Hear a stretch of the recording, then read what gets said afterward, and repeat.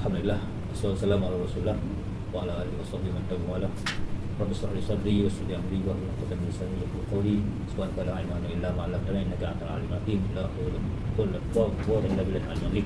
Amma ba'd. Alhamdulillah, kita sekarang berada dalam surat Fardhu Ain yang kita akan bincangkan sepanjang dan surat ini berdasarkan majalah Fardhu Ain. Fardhu Ain yang diterbitkan oleh Kalimat Cinta Sdn Bhd. Jadi saya sebagai ketua editor majalah ini mengajak tuan-tuan semua bersama saya, bersama dengan ruangan Fardhu Ain ini untuk bersama mempelajari, mengkaji, menilai semula pengajian Fardhu Ain kita, mudah-mudahan amalan kita lebih baik pada masa akan datang. Untuk saya akan membincangkan, menghalusi ruangan munakahat yang saya tulis sendiri dalam majalah ini, dan insyaAllah pada pertemuan akan datang kita akan ada penulis lain yang akan juga membincangkan tajuk mereka pula, insyaAllah. Jadi pada ruangan ini saya petik daripada majalah Fardhu Ain keluaran kedua, edisi kedua. Ini yang kita mulakan dengan tajuk yang saya tulis ini ialah nikah sunnah Rasulullah yang diabaikan. Kenapa tajuk ini dipilih? Kerana simple, nikah itu simple, tapi banyak perkara yang umat Islam kita abaikan, sehingga jadikan ibadah nikah itu sebagai ibadah tapi tidak jadi ibadah. Okey, sebelum kita pergi jauh dalam perkatakan tajuk ini, suka kita mengenalkan apakah definisi nikah itu. Kalau nikah dalam bahasa Arab, yang bahasa Melayunya disebut kahwin. Kahwin ni apa?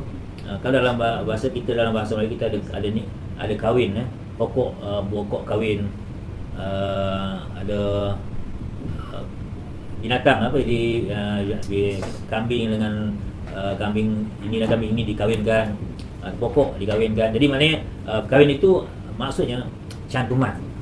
Definisi maksud kahwin itu adalah cantuman benih satu dengan satu yang lain, maka lahirlah satu bentuk yang dikatakan perkahwinan. Di dalam Islam, perkahwinan adalah percantuman lelaki dan perempuan yang itu disyariatkan oleh Allah Taala dari amal Rasulullah SAW, dan itulah yang patutnya diamalkan oleh umat Islam. Nikah dalam syariat Islam ni berdasarkan firman Allah, wa ankahu ayyama minkum was-salihin min ibadikum wa imaikum in yakunu fuqara yughnihumullahu min fadlihi wallahu wasi'un alim wal yasta'fifil ladzina la yajiduna nikahan hatta yughnihumullahu min fadlihi.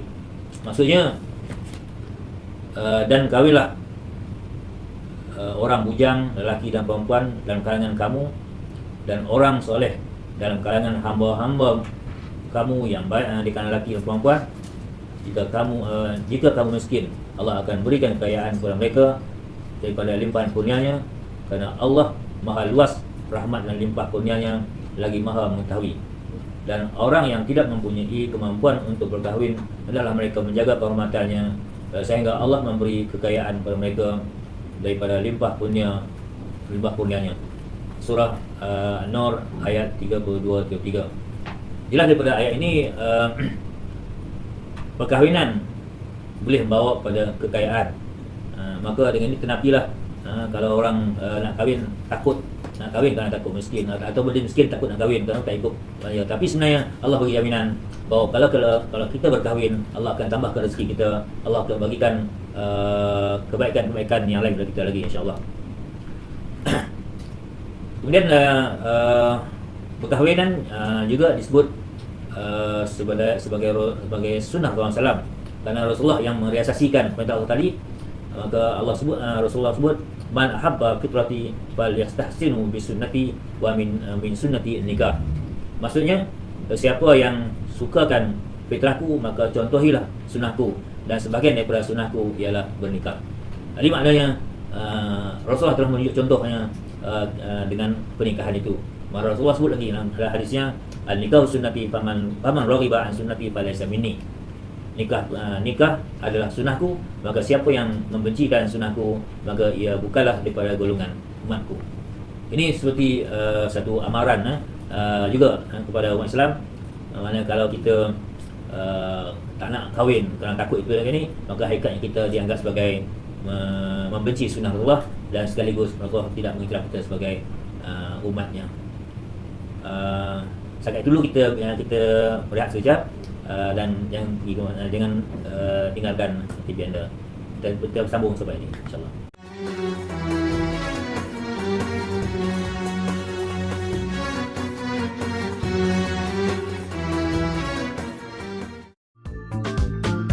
Brands should stand out from the crowd with individuality and clarity. They should be in dialogue with their surroundings, in print, online, and in mobile media. Brands should communicate holistically in order to leave an authentic impression on their target group and to inspire the world around them with responsibility and commitment. A creative corporate culture, credible messages, sustainable and innovative products, trustworthy services.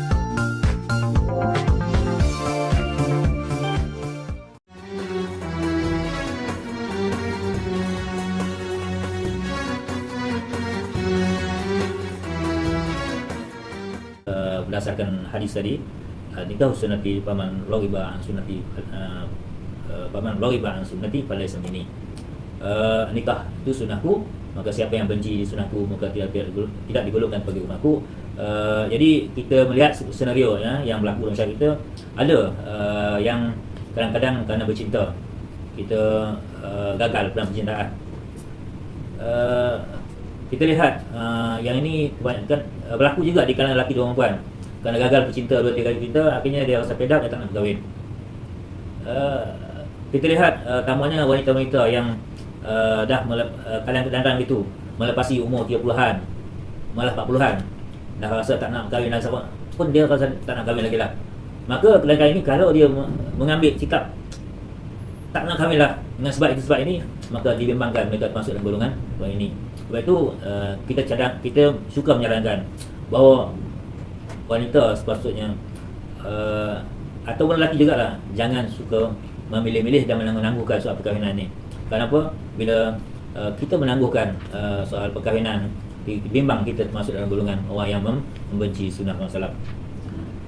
Bahan ni kita lihat berlaku di kalangan masyarakat Melayu. Saya rasa realiti ni kita lihat di mana-mana saja. Sebab itu kita harap sebagai sunnah ini saya maksud tadi, sunnah yang diabaikan. Kita anggap benda remeh-temeh, tapi sebenarnya kita mengabaikan sunnah yang besar itu.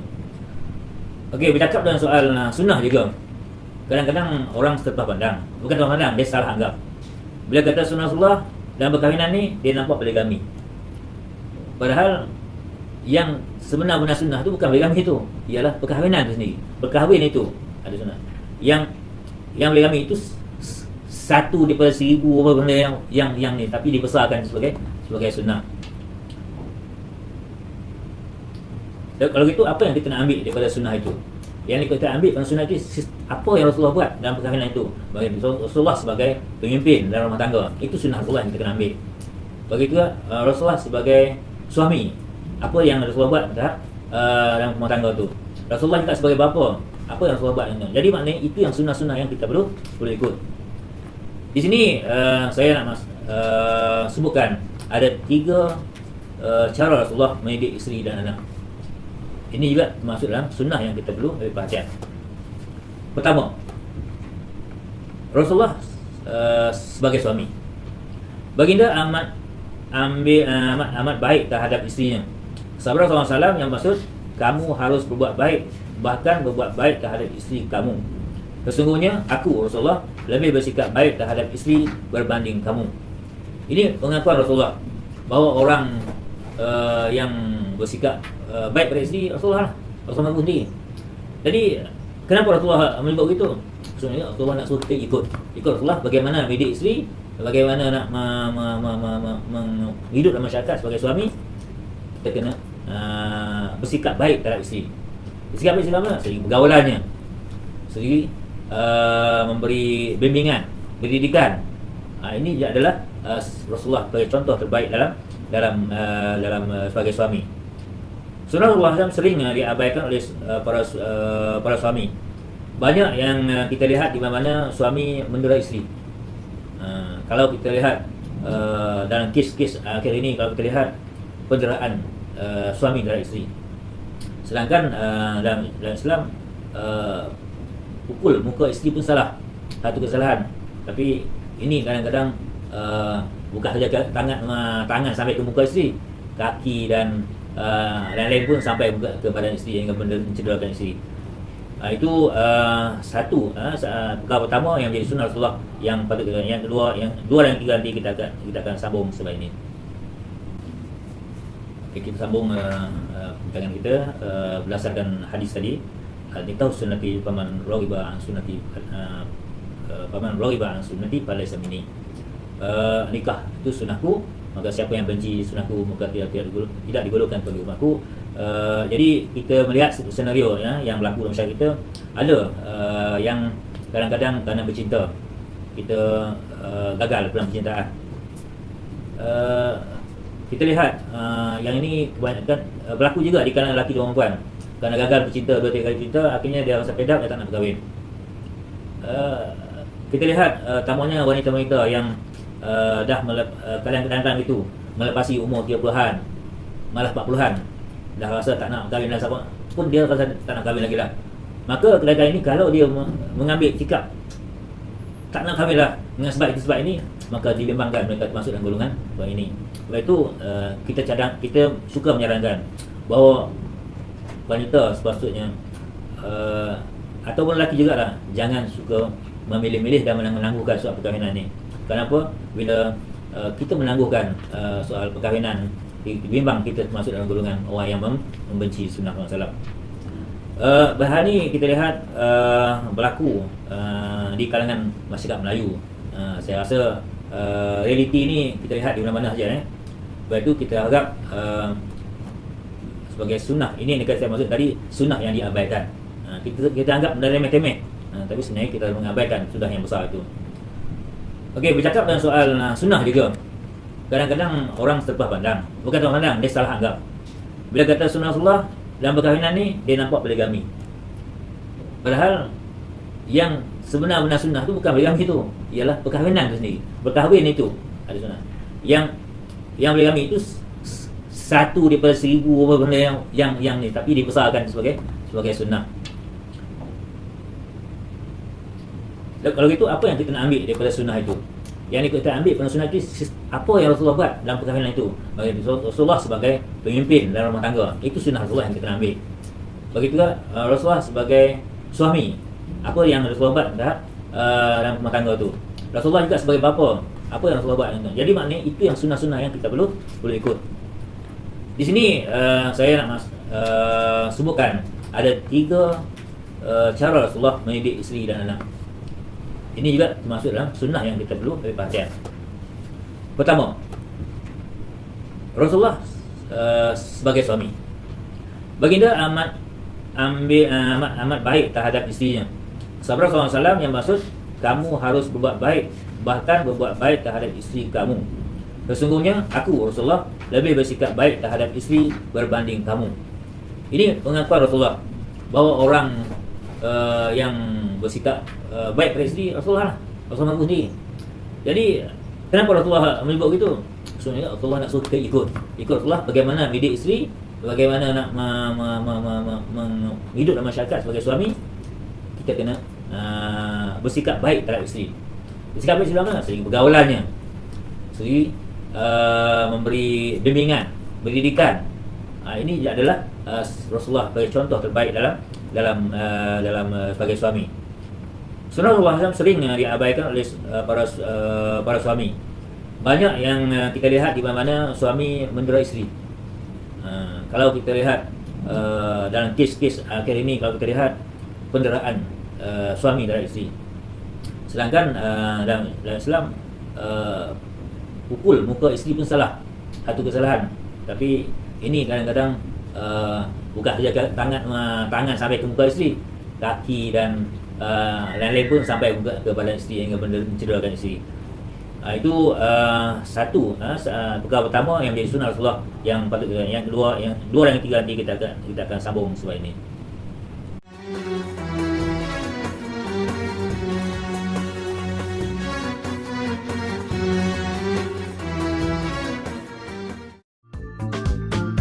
Brands should stand out from the crowd with individuality and clarity. They should be in dialogue with their surroundings, in print, online, and in mobile media. Brands should communicate holistically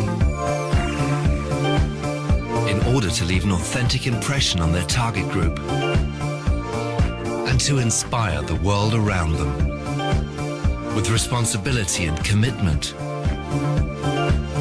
A creative corporate culture, credible messages, sustainable and innovative products, trustworthy services.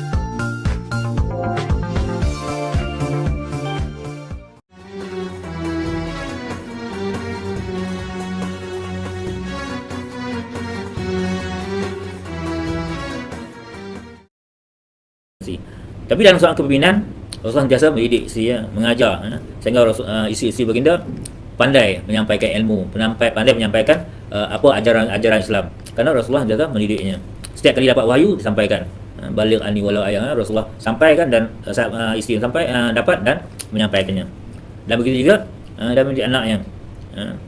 Anaknya lelaki dan perempuan, walaupun lelakinya meninggal lebih kecil, tapi dia tak dapat mendidik anak-anak yang kecil yang dah meninggal dunia, tapi dimekalkan anak-anak yang dah dewasa, yang perempuan, yang akhirnya anak itu juga jadi orang yang berguna hasil didikannya. Yang seterusnya, Rasulullah sebagai pemimpin dalam menyelesaikan masalah. Jika apa berlaku masalah-masalah dalam rumah tangga, dia akan dengan isteri. Pertama, Rasulullah sendiri ada isteri yang ramai, dan berlaku kecemburuan itu biasa berlaku. Sebagai memang hakikat wanita tak boleh elak daripada cemburu. Jadi bila berlaku cemburu di antara isteri itu, bagaimana Rasulullah menyelesaikan masalahnya? Jadi cara penyelesaian Rasulullah itulah yang patut kita contohi.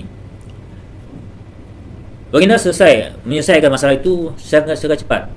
Rasulullah tak biarkan benda itu berlarutan. Kalau benda itu boleh selesaikan dalam sehari, dia tidak akan biarkan berminggu-minggu. Tapi inilah yang kadang-kadang berlaku dalam masyarakat kita. Bila berlaku krisis, kita biarkan berpanjangan sehingga kadang-kadang berbulan-bulan, bertahun-tahun. Bila berlaku saja masalah, kita salahkan orang lain. Kita salahkan isteri, kita salahkan anak-anak, kita salahkan masyarakat luar. Padahal masalah dia dengan isteri saja. Kita tak pandai menyelesaikan masalah. Ini yang kita nak perlu contohi Rasulullah, bahawa sikapnya cepat bertindak dan banyak menyalahkan diri dalam menyelesaikan masalah. Umat Islam sebenarnya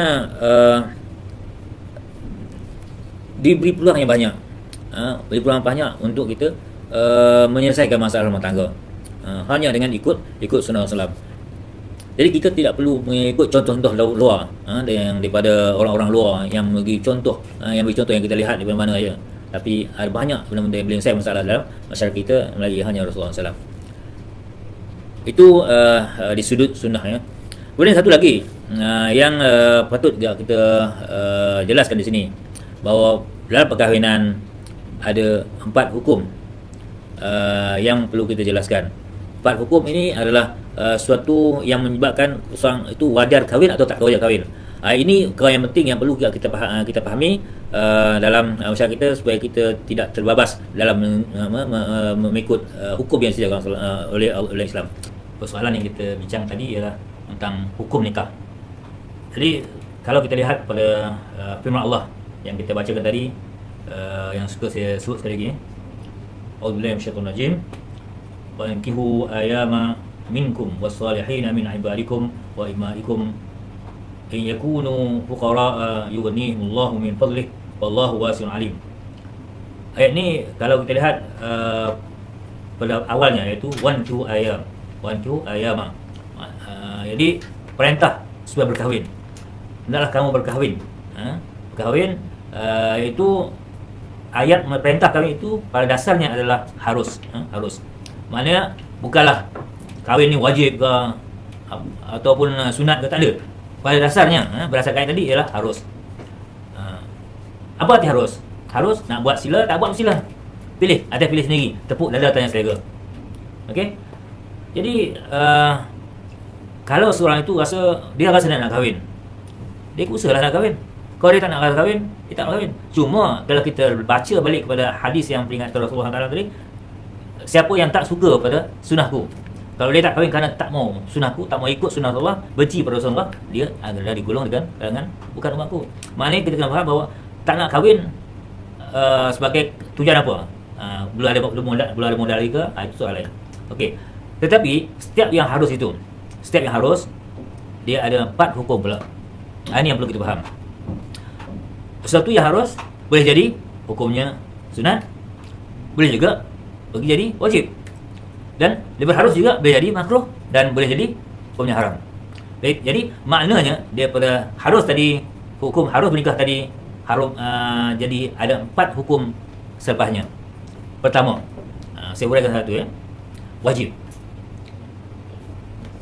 Wajib berkahwin bagi mereka yang nafsu syahwatnya telah tidak dapat dikawal.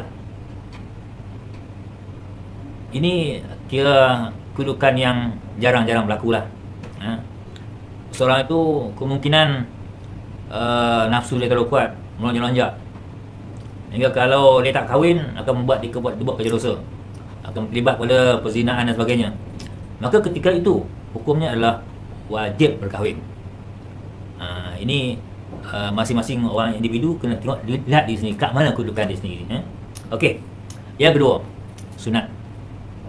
Sunat berkahwin ni bagi orang yang ada keinginan, ada belanja, ada keupayaan untuk menyara isteri, maka orang ni kedudukannya sunat kahwin. Maka kalau sekiranya orang yang ada kemampuan ini dan dia pun rasa keinginan, maka kalau dia berkahwin itu adalah pahala yang besar. Kenapa? Dengan niat berkahwin itu dia dah menyelamatkan diri dia dan menyelamatkan wanita lain untuk dia. Jadi maknanya dia suatu buat kerja kebaikan, maka ini dapat pahala sunat. Namun kalau orang yang tak mampu, maka dia kena pilihlah untuk tidak berkahwin. Kena usaha dululah. Bila dia tak mampu, dia kena usaha untuk cari untuk dapatkan kewangan yang cukup, ataupun seperti kita sebut sebelum tadi, sebelum ada mata muraikan sebelum ni, ialah kalau dia niat nak kahwin saja, kalau dia kahwin, Allah akan tambahkan rezekinya. Okey. Yang ketiga, hukum makruh. Ini yang ramai orang tak tahu. Makruh berkahwin bagi orang yang tidak berkeinginan kepada isteri sejak awal kejadiannya. Antaranya disebabkan penyakit, ataupun kerana usia atau usia tua, ataupun kerana dia tergolong bukan orang yang mati pucuk contohnya. Maka orang ini makruh berkahwin. So kita lihat hari ini ada orang yang dia nak berkahwin, dia rasa tak rasa minat untuk kahwin. Saya ingat golongan game kali dia tak minat langsung untuk golongan yang sebelahnya. Minat dengan orang dia kan. Ini dia kerja haram lah. Tapi kalau dia tak minat perempuan nak kahwin juga, kerana paksaan, mak dia suruh paksa kahwin ke, kalau kahwin menyebabkan dia menanya perempuan lain, maka hukumnya dia makruh. Tapi dia buat kerja dengan yang golongan dia tu, itu haram lah. Maka dia kena usaha untuk bagaimana merawatnya. Ini hukum lain lah. Maka orang-orang ibu bapa dia atau golongan yang samanya kena merawatan dia supaya dia tidak lebih begitulah. Okey, ini hukumnya makruh. Maknanya kalau dia kahwin juga, hukumnya dia tidak dapat pahala apa-apa. Tidak dapat pahala apa-apa kerana dia telah menyebabkan penyiasaan kepada orang lain pula. Yang seterusnya, ini yang paling berat sekali, iaitu hukumnya haram. Haram berkahwin. Orang berkahwin ni ialah pada orang-orang yang berniat untuk merosakkan wanita. Orang nak buat bisnes. Macam contoh macam mana? Dia dia dia dah niat bila aku nak kahwin ni, aku nak jadikan isteri dia sebagai model untuk bisnes dia contohnya. Satu. Ataupun dia nak jadikan isteri dia pelacur contohnya. Ataupun dia nak jadikan isteri itu sebagai untuk melakukan dia bisnes dia. Ini lelaki yang kahwin dengan ni hukumnya haram. Jadi oleh sebab itu 4 hukum ini yang lahir daripada hukum harus tadi perlu kita nilai balik kat mana kedudukan kita. Kalau kita berada di kalangan nombor 1 dan 2 iaitu wajib dan sunat, kita usahalah ke arah untuk dapat untuk berkahwin. Kerana itu kita ada pahala, Allah sediakan pahala untuk kita. Tapi kalau kita termasuk dalam kalangan makruh dan haram, jauhkanlah, kerana kita bukan saja tidak dapat pahala, kita berdosa. Jadi kalau kita pilih untuk berkahwin, kita akan dapat pahala yang berganda pula. Kerana orang yang berkahwin biasanya ibadah dia dinilai sebagai berganda. Kalau bersolat seorang diri, pahala yang sedikit. Kalau berkahwin dengan kalau dah berkahwin, pahalanya meningkat. Ini perlu kita ambil bahagian.